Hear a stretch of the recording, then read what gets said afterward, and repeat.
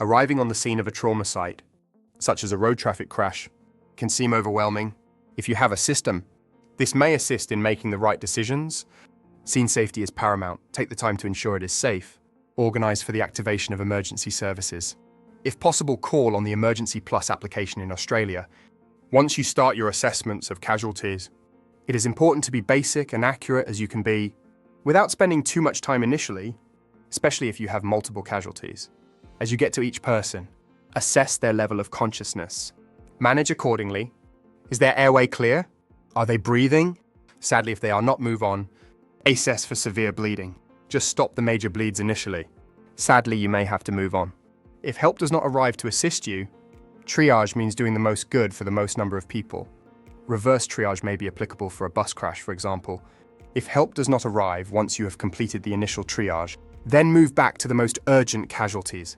In summary, with each casualty, breathing yes or no. Bleeding severe, stop it. Burn severe, cool and cover.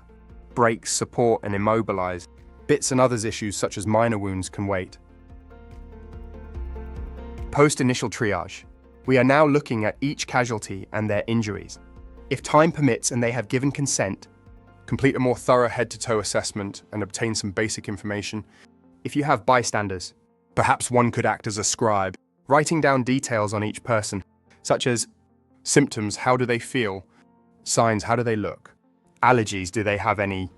Medical conditions and medications they are on. Past medical history, for example, asthma, heart conditions. Last date, this may be for surgery or diabetes type 1. Events which lead up to this situation. This is sample as a mnemonic for history gathering. Questions that may need to be addressed. Is it okay to move people? Yes, if they are in danger, or to protect them, such as laying on the hot bitumen. If you have to move them, try to minimize harm to them. If you have time, splint fractures and use bystanders, if possible. Using your mental checklist and training, have you ensured all casualties have been assessed? Life-threatening injuries are managed. Some casualties will remain stable, some will improve, some will deteriorate. Have you ensured you have made them safe and protected them from further harm? Is the scene prepared for the arrival of emergency services? If there is a possibility of a helicopter, secure loose objects, clear a possible landing area. The emergency services arrives. You do your best at handing over the casualties. This is the time you will reflect. After such a significant event, you may need debriefing and counseling. Be very proud of your effort and assistance in a crisis. Sadly, very few people assist others in a crisis in Australia,